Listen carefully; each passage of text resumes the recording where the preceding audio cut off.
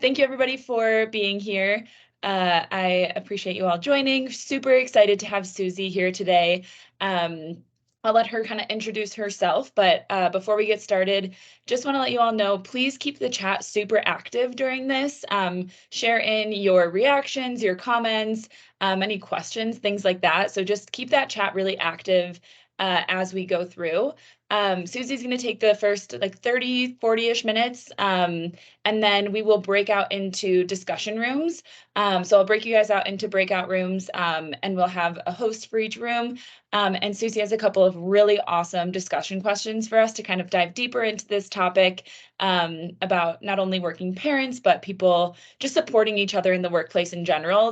I'm super excited to hear what our takeaways are from these questions and from this chat. So with that, Susie, I'll pass it over to you to introduce yourself and get started. Perfect. Thanks, Erin. And please, everybody, either put notes in the chat or feel free to come off of mute and ask any questions you want. I'm super transparent and happy to dive deeper in my background. And obviously this is a coffee chat, so would love to have it as an engaging conversation. So today we'll talk about working parents.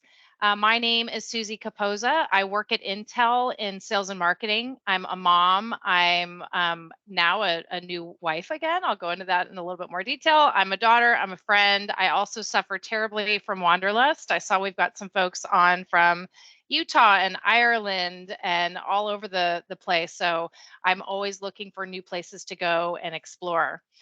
So today I was asked to talk a little bit more about what my journey has been and how I tried to figure out the when everyone says, how do you balance work and home? I don't agree with the word balance, but we'll talk a little bit more about that. But to get into what my journey has looked like, I created a little timeline for you. And again, I told you I'm super transparent, so there's a lot of personal information on here, but it helped me navigate career choices. So I thought that it was relevant to walk you through at a very high level what my journey has been.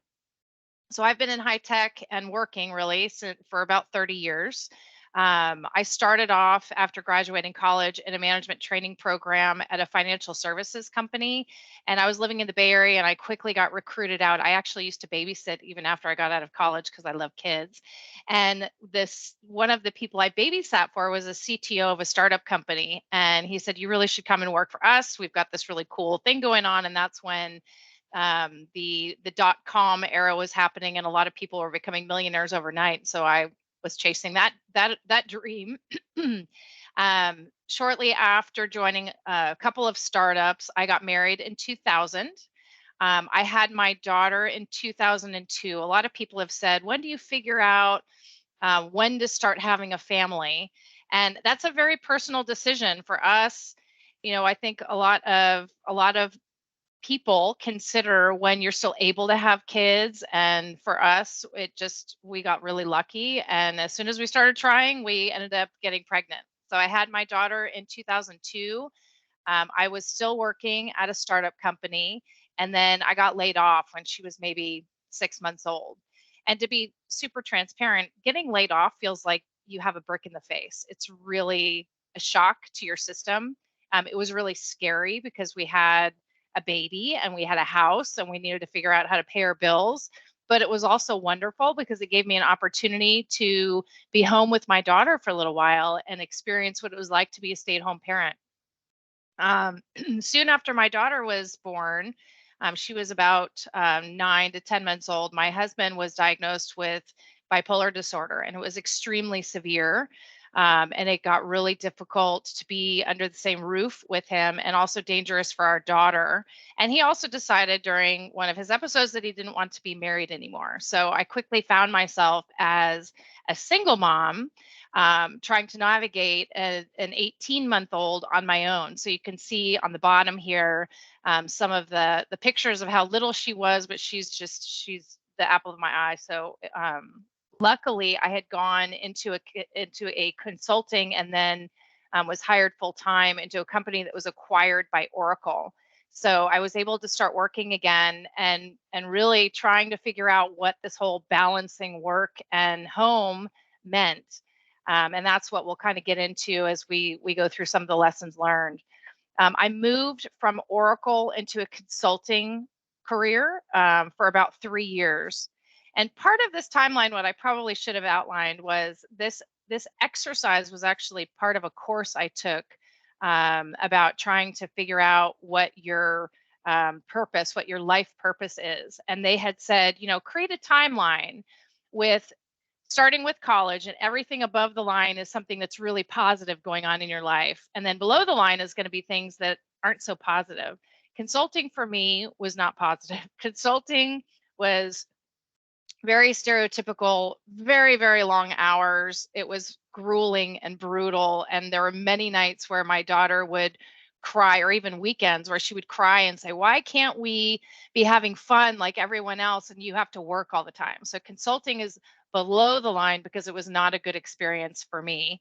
After doing the consulting gig, I realized that I did not want to be a consultant anymore, and I would rather go into a large company where I would have a little bit more stability for me and for my daughter, more balanced work hours. So I was very fortunate to get an opportunity with Dell Technologies. And quite frankly, I've lived in Austin about 25 years. The first 10 years I lived in Austin, I did not want to work at Dell because they had a reputation of really working their teams super hard, and the hours were crazy. But I ended up getting a job at Dell, and it was one of my favorite experiences of my career. It was very balanced. It was very supportive of work life and family came first, which was wonderful. And then as a result of my opportunities at Dell, I got recruited to Intel. So I joined Intel about 8 years ago. I'm in a sales organization where I support my old team at Dell, which was really cool and fun. It was very much a lateral move for me to move over to Intel. And the reason I did it was my daughter was in middle school, and I had been given advice from mentors and friends that said, when your kids are in middle school and high school, it's the most important time for you to be as present as possible.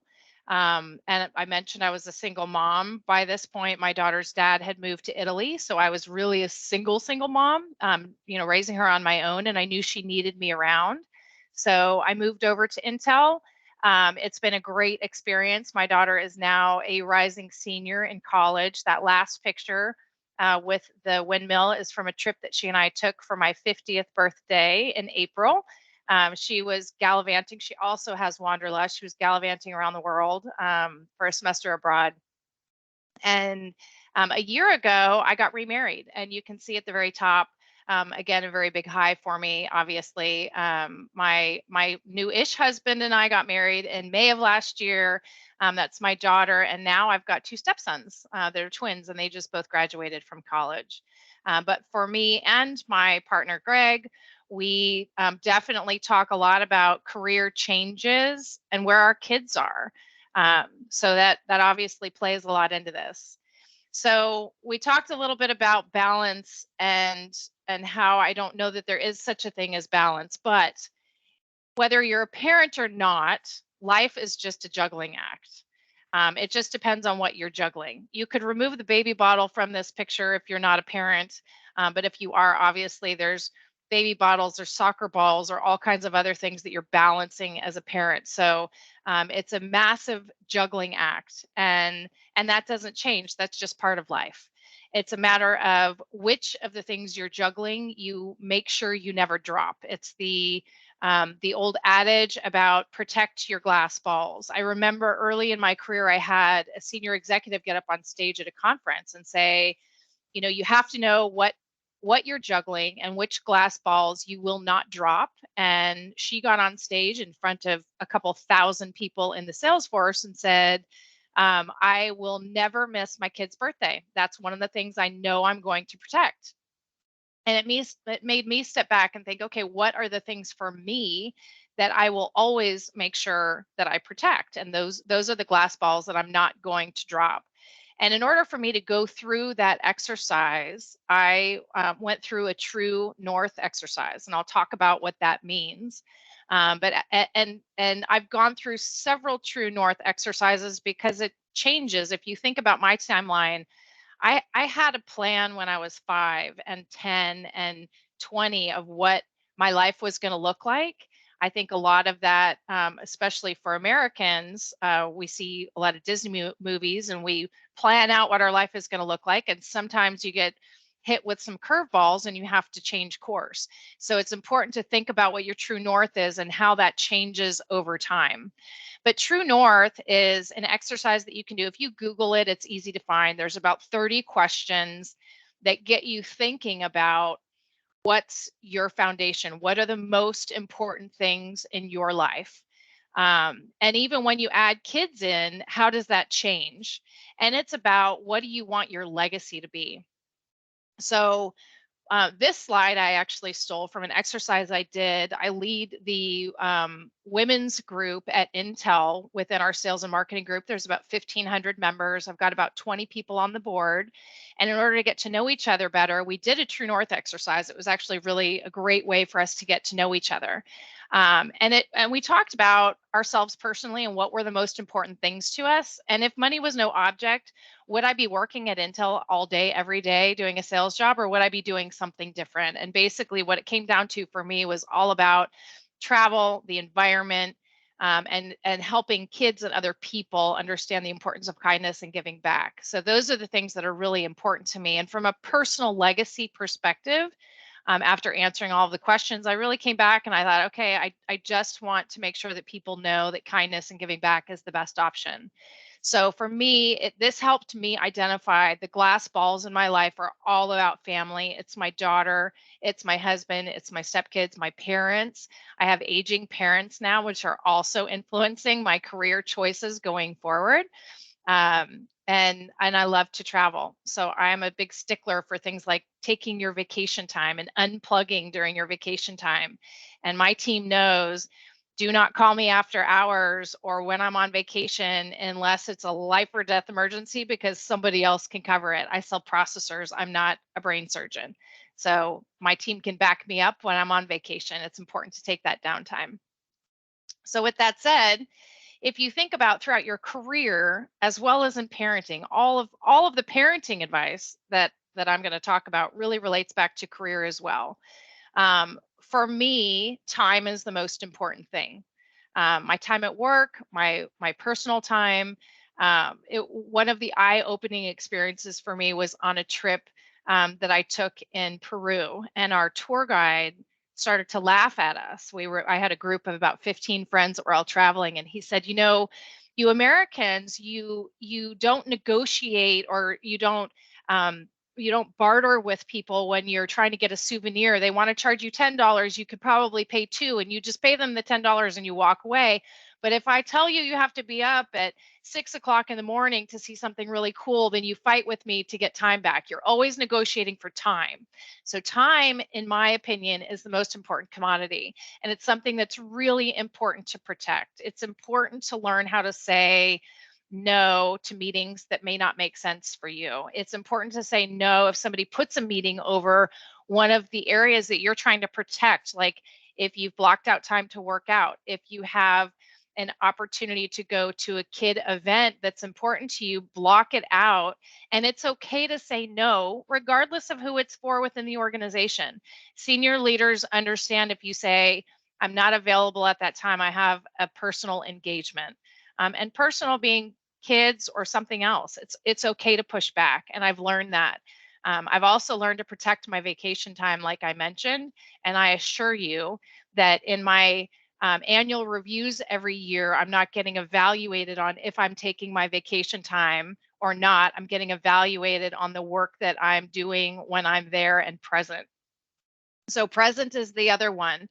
In particular, as my daughter was growing up, middle school and high school is the most challenging times, I think, for all human beings, just going through puberty and whatever else.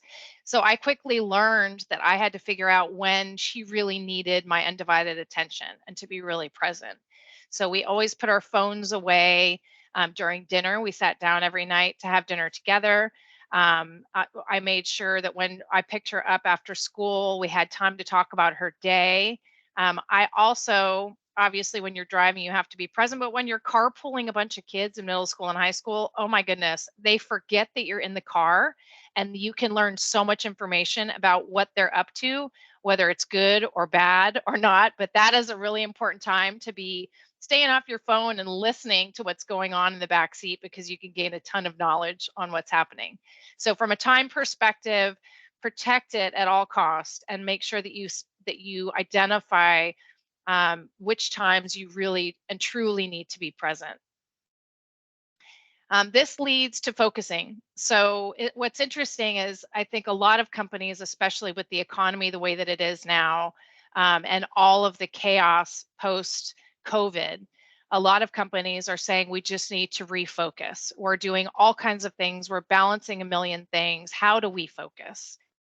In fact, even during COVID, I was so stressed out with remote work and now having a new family of 5 under one roof. And I was used to travel time and eating out all the time. And then all of a sudden I became the CEO of the house. And I had a lot of trouble focusing. So I actually started coloring during meetings so that I would stop multitasking, or task switching, I think is the new term. There's no such thing as multitasking, but task switching, and really focusing by coloring. And that helped me out a lot. When it comes to parenting, I think it's also true. You need to figure out, where do you need to focus? Where do you need to be present? It's really important to trust your intuition. I realized as soon as I got pregnant with my daughter, everyone has a lot of advice and stories to tell you. They may be stories about, should you breastfeed or not? Should you co sleep or not? Should you do daycare or not? There's lots of people who have opinions on if you're a good, they make judgment on if you're a good parent or not, based on their experiences. And I think it's important to take um, different people's perspective and assess it. But the quote that I really like is, "Your problem isn't the problem, your reaction is." So I had a lot of people that wanted to give me all kinds of advice about how to handle my pregnancy and my daughter when she was an infant and not sleeping, and you name it. And it was all about how I decided to react to that. And so I learned that I really had to trust my intuition and go with what was right for me and my family at the time. Everyone's got a unique situation. It's important for you to figure out and just trust your gut. The other big one that I have an issue with was guilt. I was raised with a lot of guilt. It's just part of my heritage. I had a lot of guilt about being a single mom. I had a lot of guilt about being divorced. I had a lot of guilt about missing things that were important to my daughter at the time. So, for example, as they're going through elementary school, there's a party for every holiday that you can imagine. There's homeroom parents that are there volunteering all the time. And I couldn't do that. I had to work. So, there were a lot of things that I missed, in my perspective, when my daughter was growing up. And as I mentioned, she's a rising senior in college. And I called her when I was building this out for you guys. And I said, what do you remember that I missed when you were growing up? Because I still harbor a lot of guilt about this. And she thought for a minute and she said, "Well, last semester, when she was a junior in college, by the way, junior in college, she said, last semester you missed my concert because you were on your honeymoon." And I was like, "Wait, no, I'm talking about elementary school or middle school or high school." She goes, "I don't remember that you missed anything that I did in any of those situations, but you missed my concert last semester because you were on your honeymoon." And I thought, "Oh my gosh, I've been harboring all this guilt, and she doesn't even remember the things that I feel guilty about." So it's important to try to let go of guilt. My grandmother had a good comment for that. She and you'll see a picture of her later in the slide too. And this goes to work as well, right? She used to say, "Take a hold of what you're feeling guilty about and throw it over your shoulder." And it's a lot easier said than done. And as I mentioned, my daughter now is 20, and I'm reflecting back to when she was between 5 and 18. And I'm still working on this, but it's important to think through and try to let go of guilt and just focus on what works for you and your family. Patience. Patience is another one I'm still working on. This is not one I'm very good at, but as you go through your job and as you go through your job as a parent, it's really important to be patient. My daughter didn't sleep for the first 3 years of her life through the night. The first time she slept through the night, I was freaked out that something horrible had happened to her, but she just didn't sleep. She was a super colicky baby. And then as they become toddlers, they learn how to push your buttons. But it's really important to figure out when you start to get frustrated, regardless of if it's parenting or work related, take a really deep breath. I had the person that sat next to me in my first job at Dell. I would vent to her and she would say, take a deep breath. And I'd take a deep breath and she'd say, no, take a take a really deep breath. It was super exaggerated, extremely weird, in my opinion, but I altered it over time. And my daughter knows even today, if I take a really deep breath, I'm just trying to take a moment. I used to also put myself in timeout when she was a toddler. I don't even remember doing that, but I had people come to visit that said, that was brilliant. At one point, she made you so frustrated you were about to lose it and you said, mommy needs a timeout. And I walked away. I went into the other room, and I took a timeout for myself. And she knew as a toddler that a timeout meant that I needed to be alone, that I needed to take a moment to think about what was going on. So I think it's important to learn how to take deep breaths, learn how to take timeouts when you need it, and then also cherish those special moments. There's 2 photos on here. These are all of my daughter, by the way. There's 2 photos on here that are some of my best moments. The one with the diaper on the head, the pull up. My daughter was a toddler. She was not listening to me. I was in a hurry. I had to get back to work after her bath. And I was frustrated with her. I pulled her out of the bathtub, drained the water, obviously, and I handed her the pull up and I said, put on your pull up. And I walked away from my little timeout. And I turned around and she said, I put on my pull up. And she's standing there with her pull up on her head. So clearly, still not listening to me, but hilarious, right? And I could have chosen to be extremely mad at her in that moment, but instead she made me laugh and I had to just take a picture of it. And that reminded me about trying to cherish the special moments and really enjoying the ride. The other picture is on a weekend. I mentioned to you how tough consulting was for me. It was on a weekend. We were at a party. I needed to go. I had a meeting on a Saturday that I had to get back to. And she just said, can I just have a few more minutes? And she's twirling streamers around and just really living her best life and enjoying that moment. And it reminded me that I just had to stop and let her have her fun for a couple more minutes. So it is about figuring out how to weigh all of the different things that are on your plate, but try to enjoy the ride because everybody says time flies and it really does. The other piece is try not to sweat the small stuff. This is also very hard to do.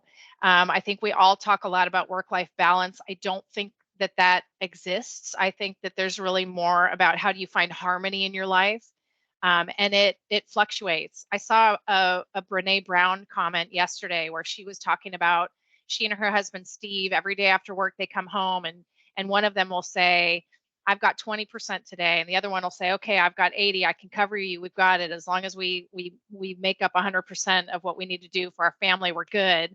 And on days where they both come home and say, I'm not hitting 100, I'm at 10%, and they're both low, right? Then they say, okay, we got a problem today. How do we create harmony? How do we figure out how to balance each other? How do we figure out how to work as a team? Um, and and um, and make it so that we can have some sort of happiness and peace on our home life. And a lot of that for me had to do with not sweating the small stuff. I'm super type A. I'm very anal retentive. I, as I mentioned, had, jobs that required me to work a ton of hours. And my daughter in this picture in particular, we were trying to have a harmonious Mother's Day. And it was just the 2 of us. We were at a park with water, obviously. It was a little lake, very muddy lake. And my daughter just cannot help herself. She's studying to be a marine biologist. She loves to be in the water. I had her dressed up in this really cute, beautiful white and pink dress. And we had gone to brunch together. And she dipped her toe in the water and then turned around and looked at me. And so she put her feet in the water, got down to her ankles, And I just smiled at her, and I was trying to take my deep breaths and remind myself to cherish the moments and not to sweat the small stuff. And next thing I know, she was laying down in the mud, smiling at me, so proud of herself and having such a great time. We did not have spare clothes. I didn't have a towel. She went home naked essentially, because she was cold as soon as she got out of the water. But I was like, you know what? We had a memorable Mother's Day. It was a pleasant experience, and we figured out how to have harmony that day together, where she was getting what she needed, I got what I needed, and I let some of the small stuff go. So it's important to remember that saying that we hear all the time about not sweating the small stuff. Another really big one for me is building my village. I have a couple villages, to be quite honest. I have a work village. I have my friend and family village. Sometimes there's overlap in those. It's sometimes it's hard to know how to build a village. You really have to be vulnerable and put yourself out there. I try really hard to make new friends. I try really hard to maintain old friendships. And I also know when I have to let go of friendships that may have become more toxic in my life. So I spend a lot of time thinking through my village and who those people are, and making sure I know what I'm capable of. I know when I need to lean on them and ask for help and not be afraid to ask for help. I think that is a big thing that a lot of people are reluctant to ask for help. But I learned very quickly, as a single mom and also as a working professional, it's okay to go to people. Most people want to help, and give back. And it's important to remember to give back too. So this is a picture of some of the people in my village. Some of these are friends from work. Some of these are friends from my neighborhood. It's I found throughout my life it was very easy for me to make friends when I was in school. Um, Even throughout college. When I started working, it got a little harder. You have to be a little bit more vulnerable. You got to ask people to go and meet for coffee. I also just would start to call executives and say, I just want to meet with you and pick your brain about my career. I also want to pick your brain about how you manage your family and your career. So it's okay to just pick up the phone or send an email and ask people for some time and try to build those relationships. When my daughter was in school, I felt like I was in school again, so I was able to make friends with some of her friends' parents, and that's a lot of our network now. And then as your kids get older, it's important to continue to try to build new friendships, and we've done that by taking classes and playing sports like pickleball and things like that. So there are lots of other ways to try to build friendships, but it's really important to have a village. This has been a savior for me. It's one of the most important things, I think, from a career and a parenting perspective. And then joy. I think it's really important. I mentioned the timeline exercise at the very beginning. I picked that up from a course that I took about finding your purpose. And after going through that course, and assessing where I am in my career, my daughter is now grown. She doesn't need me as much. My goal for my career was always to continue to climb the ladder. And I mentioned to you that I took a lateral move to make sure that I was more present for her. She doesn't need me to be as present anymore. And so I have a choice at this point in my life to try to figure out, do I want to keep climbing the ladder? What do I want my focus to be? What's my true north? And for me, it's all about how do I find the most joy and make sure that I'm taking time to enjoy some of the little moments, and there's lots of them throughout the day. So I think a lot of people talk about practicing gratitude. It's very similar, right? How do you find joy in your life? How do you make sure that you're practicing gratitude? um, this became even more important after COVID, right? We saw the entire world go into turmoil, and even as we were all locked in our homes, for me, I had to figure out, how do I find some joyous moments, and enjoy some of the small things. Even having coffee in the morning to me is a moment of joy. It's like I have a relationship with my coffee cup. I just want to sit with my coffee cup and hold my coffee, and think about the day and think about what I'm grateful for. So for me, it's really important to make sure that not only just for me, but also my family and my coworkers, what are we doing to create some sort of happiness together, even when times are not so great? it's important for us to go back and figure out what are the things that we should be grateful for and celebrating. And we try to celebrate whenever we possibly can. And that leads to, I think that this is my second to the last slide before we go into the networking session. I think I'm okay on time here. So from a career and a parenting perspective, in my opinion, I think all that you need is love and kindness. It goes a really long way. So I have two pictures here of people that were very influential in my life. I already mentioned my grandmother, who's in the upper picture there. She's hugging my daughter when she was, I don't know, probably maybe about 9. My grandmother lived until the age of 102. She died during COVID. She basically died of loneliness because none of the family could go to visit her. And she was the mother of 6 kids, 11 grandkids, 11 great grandkids. And she had 6 wildly successful children. And there's a picture here of her 100th. Was this her 100th? This was her 95th birthday. On her 95th birthday, the whole family used to gather every 5 years to celebrate the family, really, but it usually fell on her birthday or my grandparents' anniversary. But she was wildly, to me, having 6 kids and having them all wildly successful and close and loving is massively successful. And she used to say, you just have to love them. Just love them for whoever they are. It's similar for your coworkers, accept them for who they are. Figure out how to create some harmony with your coworkers as well. It makes your life during the day a whole lot better. Recognize what people are good at, recognize what their superpowers are, and find people that have superpowers that you don't have, because it'll help make your life more harmonious. And then at the bottom of the slide is my friend Millette, who passed away during COVID as well, from cancer. She was on our women's board. So I mentioned to you that it's important to continue to figure out how to make friends throughout your life. She was one of my coworker friends.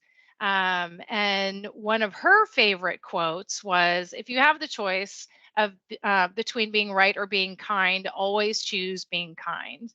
And sometimes even in the relationships that I have with my kids or with my spouse, sometimes I gear toward, I told you so. I knew this would happen.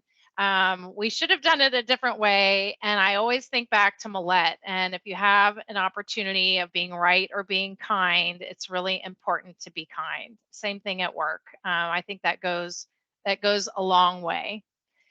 So when we think about parenting and careers, parenting is likely the hardest job ever, but it's the best job that you could ever possibly have.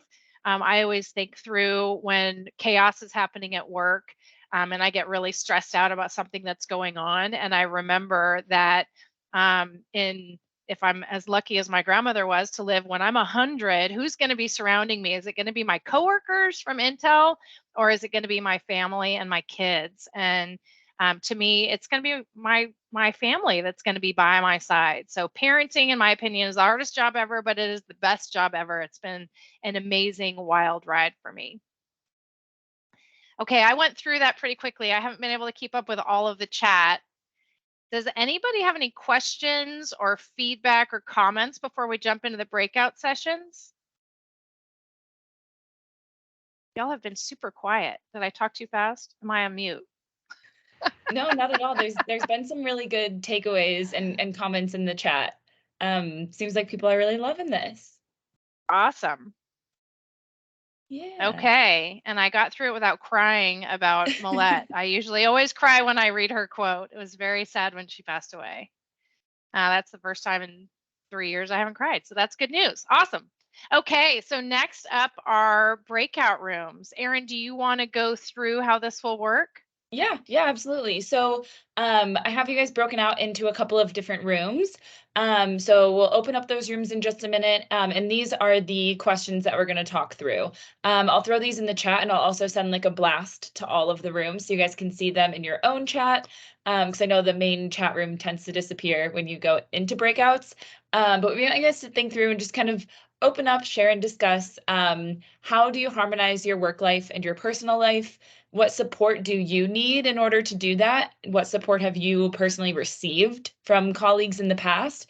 And then what do you do to support that harmony among your teams? So any examples you guys can share and chat through with each other would be amazing.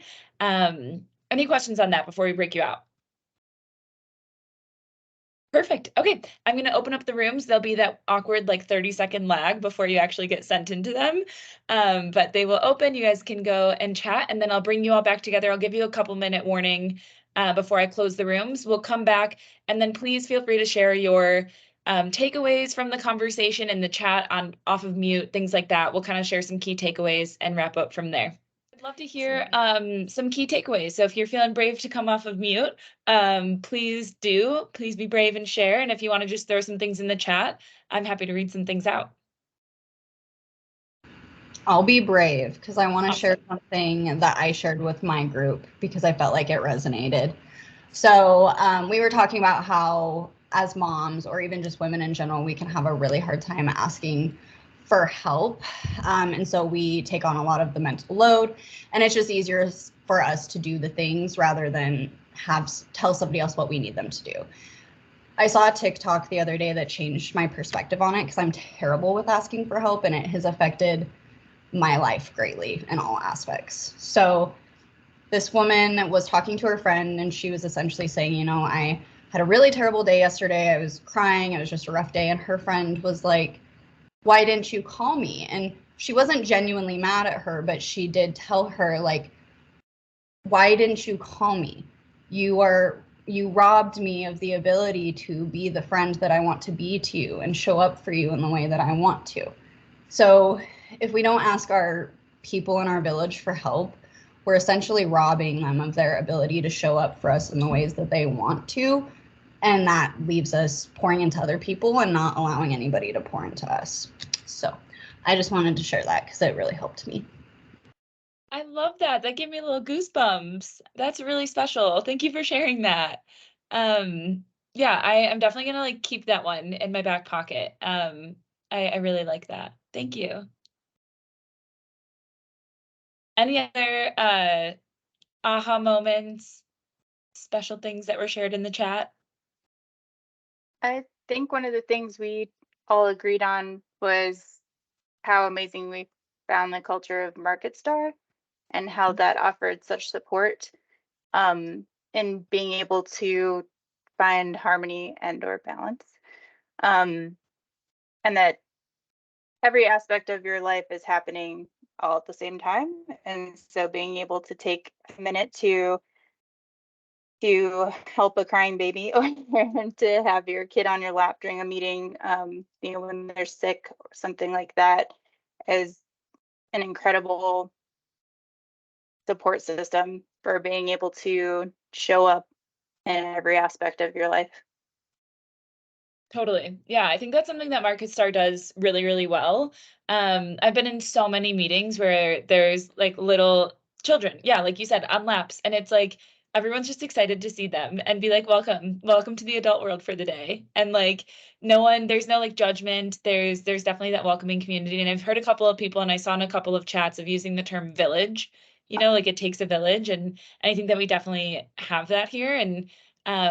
And also to Serena's point, we need to help to create that, right? By reaching out and asking for help when we need it, and finding that harmony, like Susie was talking about. Amazing.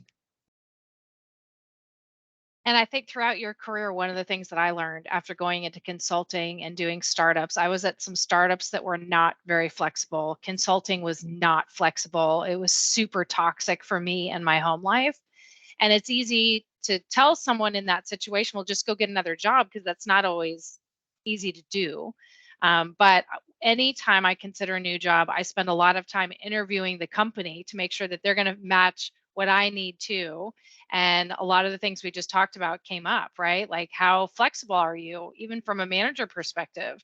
Are you flexible for trying to help someone with finding their harmony with their home life, whatever it may be. So that's a really important one as you look for different opportunities throughout your life, whether it's internally at MarketStar or somewhere else. Definitely. Awesome. Well, thank you, So Susie. good. Go ahead, Steph. No, I was just going to say thank you so much. I love the outsider's perspective, whether you're a parent or not. I think we all took something away from today. But Susie, just thanks so much for your time and like sharing your daughter and your story is really, really powerful. So appreciate My it. pleasure. Thank you guys so much for the time. Feel free to connect with me if you have any other questions. I'm obviously very transparent, happy to make new friends and connect with people anytime. Awesome. Thank you so much, Susie. And we will see you all for the next coffee chat. Thanks everyone. everybody. Everybody. Take Bye. Thank you. care. Bye-bye. Bye-bye. Thank you. Times.